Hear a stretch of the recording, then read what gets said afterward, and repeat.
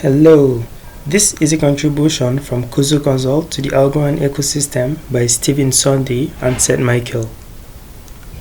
In this presentation, we will learn how to develop a decentralized application in the form of a desktop app using the .NET framework to create an Algorand voice assistant to create account addresses and mnemonic keys, fund the account, and make transactions from one account to another with voice commands.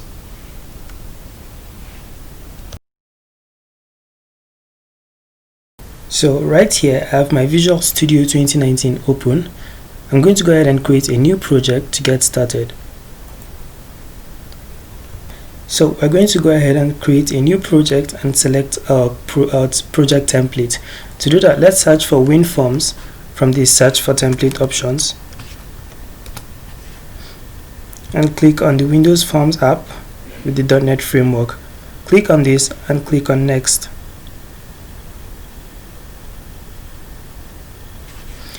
Go ahead and name the project. I'm going to call this Algorand Bot. Name your project and create. So our application has created successfully. Right here we can see our form, and the first thing we are going to want to do is to connect our application with the Algorand network. So to do that, let's head over to the Solution Explorer.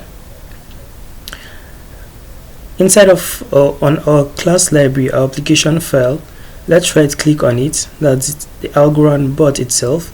Head over to Manage NuGet Packages. So let's head over to Browse and search for Algorand. We can see the Algorand SDK for the .NET framework to interact with the Algorand network, already updated to API 2.0. So let's go ahead and click on it and install the package or the SDK into our application.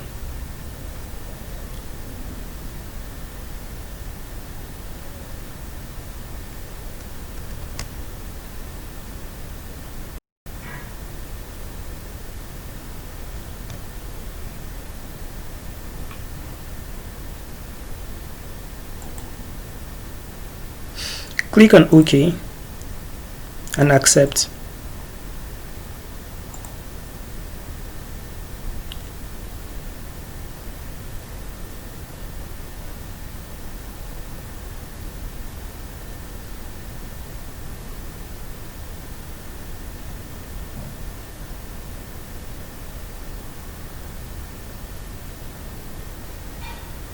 Okay, so we can see a successful installed message, which means our SDK has successfully installed into our application. So we can head over to the installed section, and right here we can see the Algorand SDK. We can also check that from the app references. We can see the Algorand package or SDK right here. So let's head back into our form, the design. Navigate to the toolbox section. This is where we're going to add the controls that we're going to use for this demo. So we can see our controls, the buttons, and all the additional details we need. So let's go ahead and add a label. We can just simply drag and drop the label into the form. So we have our label 1. We're going to go ahead and also include a text box. 2 text boxes. Let me just quickly do that by searching. So we can see our text box. Let's go ahead and include the second text box below the first text box. Okay, so let's also add another label.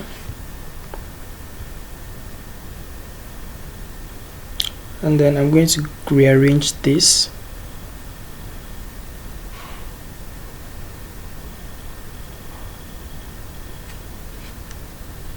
Okay, so let's go ahead and edit this label. Right click on it and head to the properties section. I'm going to name this live speech, and then on the label 2 properties, this is what will be displayed when getting a response from our bot assistant. Okay, so having done this, let's go ahead and double click on our form. This will take us to the code behind of our form.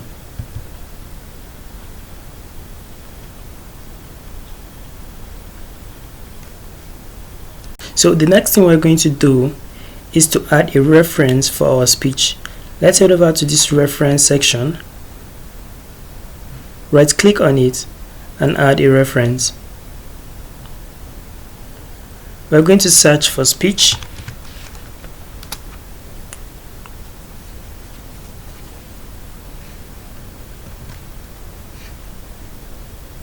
Okay, switch to the framework and search for speech.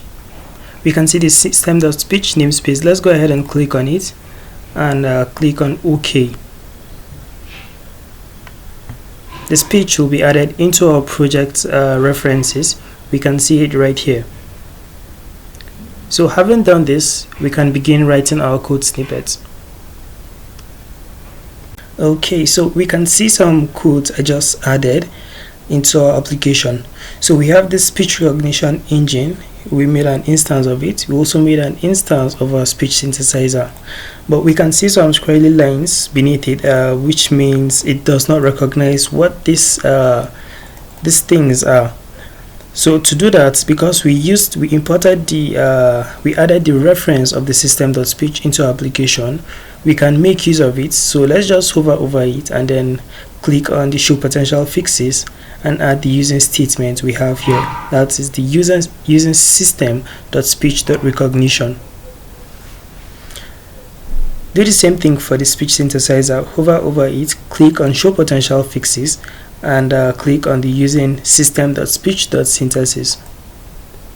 So we can see both our using statements have been added into our application and our errors are all gone.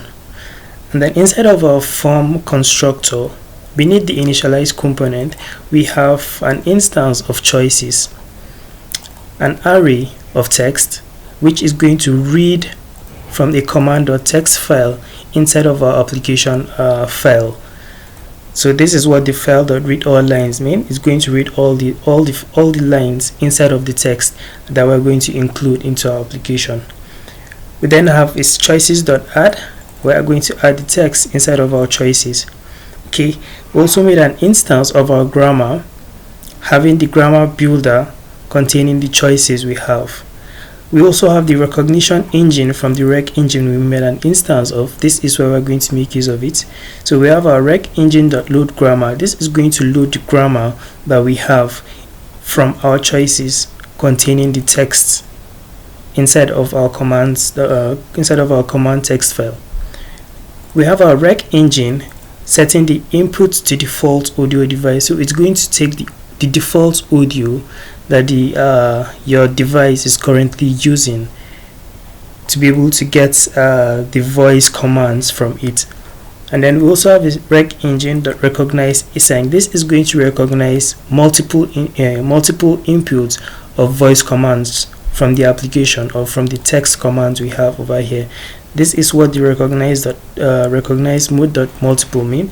We could also make it to single, but if you make it single, our application will only read one voice command from us and then it will stop. But when we make it multiple, it's going to take multiple commands from us. So this is an event handler that we made for rec engine.speech recognized, and then this is the controls for the rec engine speech recognized that we created the event handler for. This is the event handler. We have a string called result, and then this result is containing an e.result.text gotten from the event handling time here, which is a speech recognized event args, and then we have the e. So this is what we're using to get the results of our text. We then have an if statement containing hello. So this is going to check if we tell the bot assistant hello, it's going to respond to us by saying hello, I am an Algorand bot assistant. That is what this if statement is all about. Subsequently, we are going to add more commands to expand our application. So we then have a speech.speakAsync result. This is going to get the result and then display the result inside of the label we created from our on our form, inside of this label. So the label this is a text box. The second label we created that was somewhere here, we just removed the name so it is not visible to us at the moment. So let's go ahead and navigate and then create the command.txt file inside of our application file.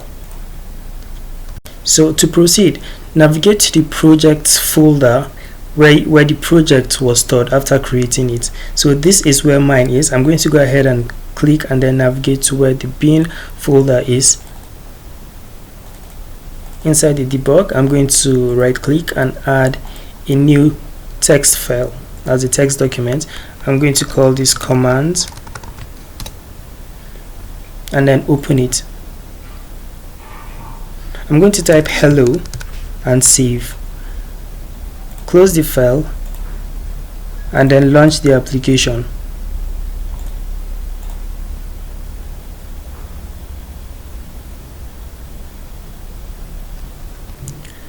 Hello. Hello, I am an Algorand bot assistant. Okay, so that was a brief demo of how to make a bot assistant. So this tutorial or demo does not only show how to make this, it is also teaching us how to read files from a text inside of our application. So we're going to go ahead and expand this application by adding more commands that we will use to create an account address and a mnemonic key. So let's go ahead and copy this code snippet here, the if statement, and paste it right here. Okay, so we can see the code snippet I just edited. We have our results equals create account. So whenever we tell the bot to create account, it's going to respond by saying creating an account. So right here we have an instance of our account which we are going to use to generate our account address and our mnemonic key. We have a variable called address. We're going to pass in the address that we're going to generate into this address variable. The same thing for the key. We have our account.toMnemonic. That's our mnemonic key. Then inside of the first text box we created inside of our form, which is this text box over here, we passed in the address, and then inside of the second text box we passed in the key, and then we have a speech.speakAsync result. This is going to speak what the result or say what our result is, and then inside of our label 2.text, that's the second label we have, it will display the result, okay, which is this result over here, the creating an account.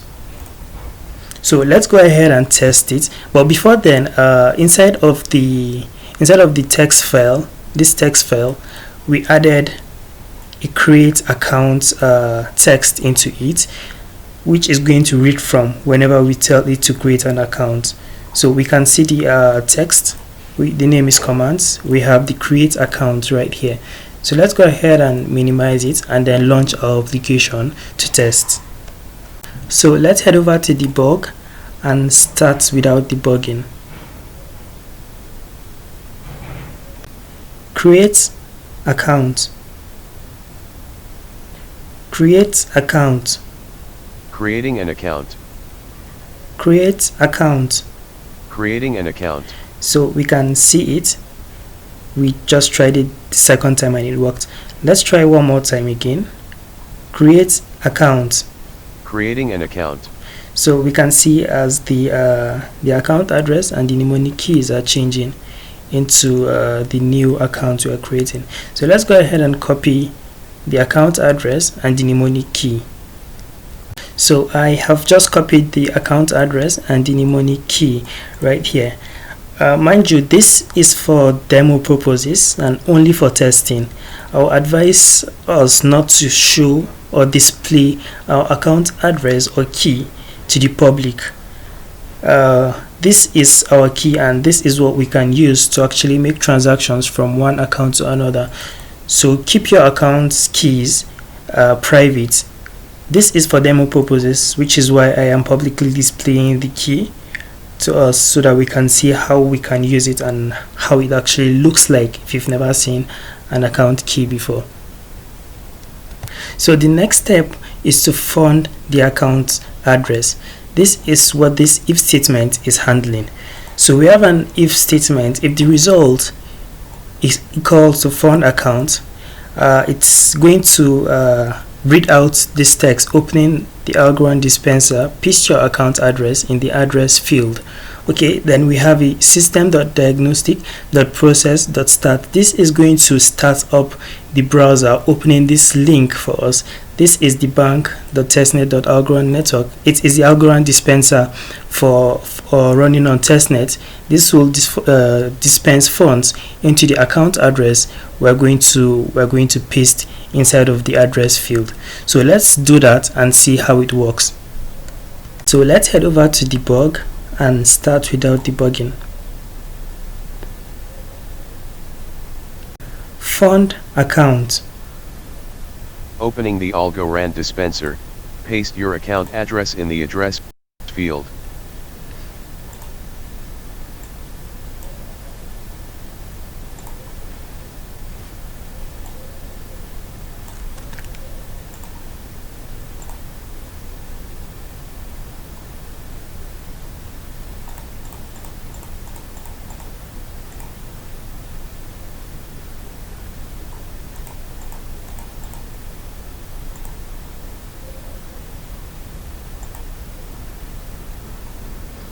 Go ahead and paste it. Hit on the dispense button.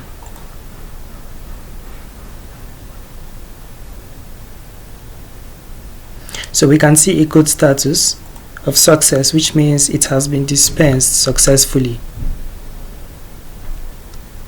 Okay, so we have another if statement to check the balance of the account. So we have a string containing our Algorand API address on testnet and also an API token. This is our API address on the pure stick, that's the pure stick version 2, and then our Algorand API token right here. So down below we have an Algorand API instance. We're making an instance of our Algorand API, passing in the Algorand API address and then the Algorand API token. Right, so our variable C below contains our account address, which we created or generated earlier on in the tutorial. That is what we passed in here as a variable for C. And then we have a variable over here containing the account info, making use of the API instance we created. This is going to get the account information, which is why we have our API instances.account information containing our string, this C string, which contains our account address. So if you hover over the account information, we should be able to see the account details of that account. This is supposed to pass in an account address, which we did over here, passing in our C.toString. And then our results, this is going to say, I'll respond back to us by saying your account has, and then it will say the number of figures of the micro algos we have in the account address. This is going to this speech.speak async is responsible for saying whatever text is in here, and then we're going to the label, that's the second label we created, is going to have this text where it is. So let's go ahead and add this check balance inside of our text. I've already done that. We have fund account. Okay, so I'm going to add check balance. Add check balance and minimize the project. So we have an error over here. This is because we haven't included the using namespace for our Algorand API. So let's go ahead and click on potential fixes and add the using Algorand.v2. So at this point or at this stage, we can check our account balance. So let's go ahead and debug.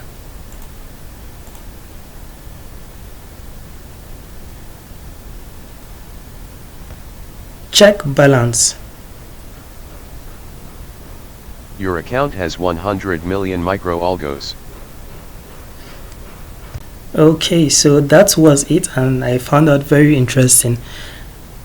Everything is working at the moment. So the next thing we're going to do after checking our account balance, we're going to learn how to make transactions from one account to another. Okay, so right here I have an if statement for results if it's equal to transfer to second account. So just like we had earlier on, we had an API address and a token.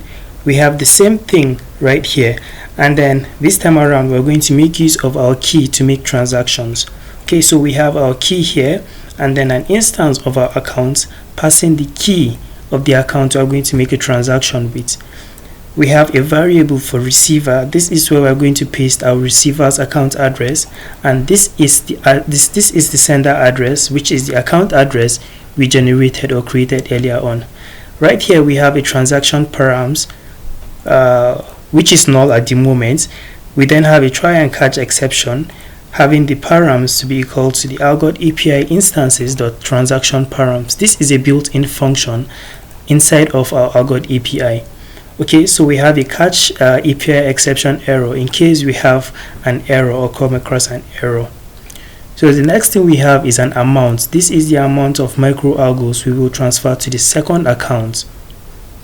We then have a variable for transaction, which is the TX over here. We can use of our utils.getPayment transactions. So if you hover over this, we can see an address from, address to, an unsigned long, which carries the amount, and then a string message containing what the message is all about. Okay, and then our transaction params right here. So for the from address, this is the sender address, which is the address we created earlier on, and then we have an address to, which is the receiver address. We're going to generate that when we launch the application. And then the amount, which is 1 micro-algos that we're going to pass in.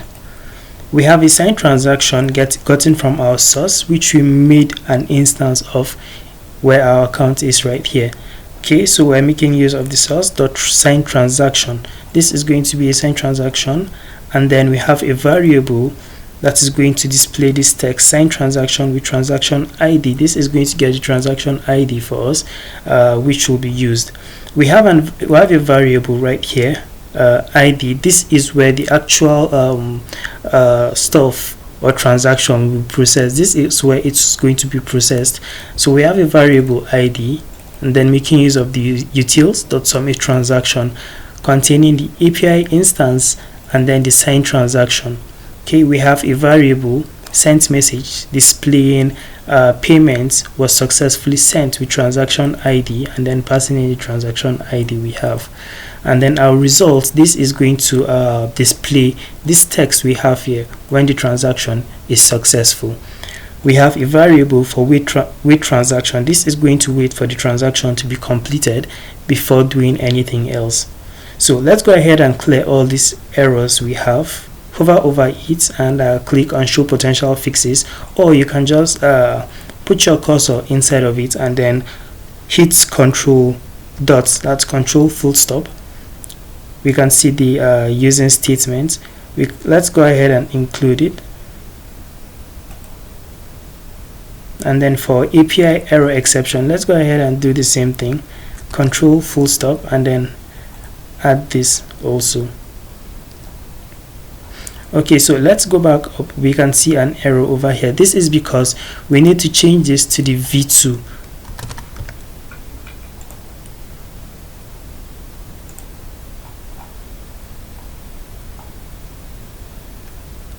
Okay, so let's go ahead and include our Algorand instance. We're going to make a using statement using the account equals Algorand.account, and then we have gotten rid of the error we had here. So for transaction params, let's go ahead and click on this, and then for API exception, let's go ahead and use the using Algorand.client.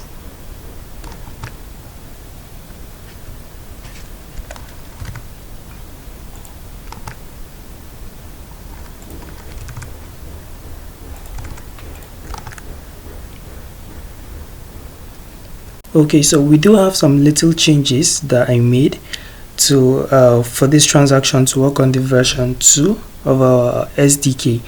So everything else was remained the same. This is sender address. We're going to generate the receiver address, and then we have our API instance containing the address and the token. We have our transaction param making use of the API instance and the transaction params built-in function.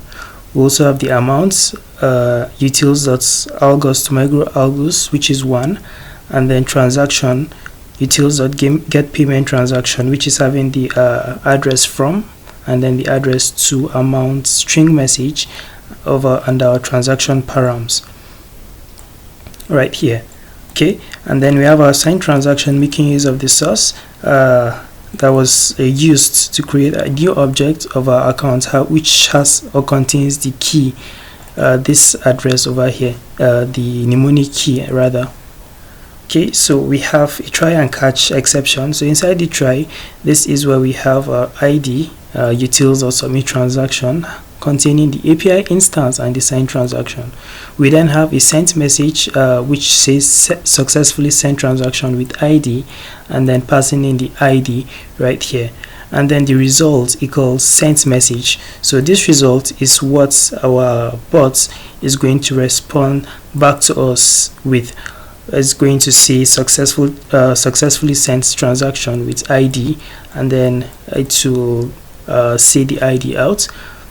Okay, and then we have this console.writeLine utils.wait transaction to complete. We don't really need the console.writeLine. We can just have this to be wait.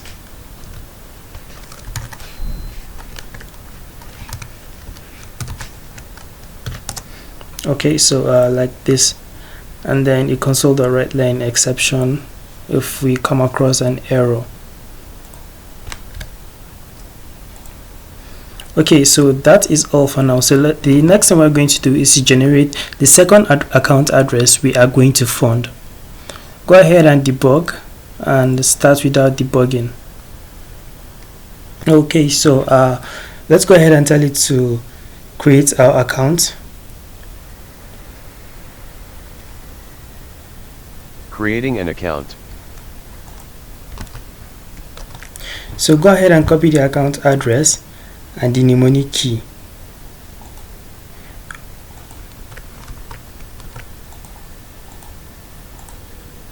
So we have copied the account address. That is all we need. Let's go ahead and paste it where the receiver address would be. Okay, so the second thing we're going to do, or the next thing we're going to do, is to copy this command and then add it to the text file over here, and then save. You can close it and then debug the application to test it.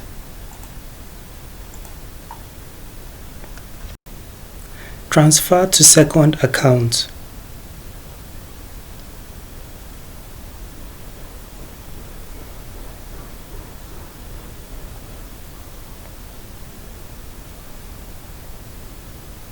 Successfully sent TX with ID, Pls J Sklagmaripsvich 7464FUF6DM2H6DY. Okay, so that was what we needed. That was all what we needed for it to run. So I think we have successfully transferred the account, the funds to the second account. I have added a second if statement to, this for to transfer to second account, and then we have another if statement for checking the second account balance.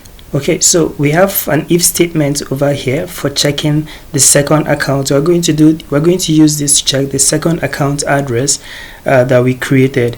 This is the second account address created, and with this if statement for check second account, you should also go back into the commands text and add this command statement for check second account.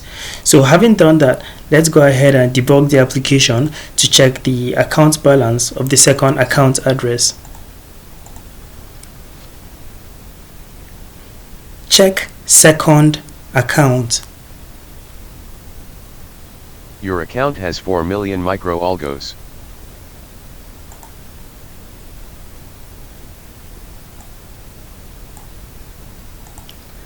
Transfer to second account.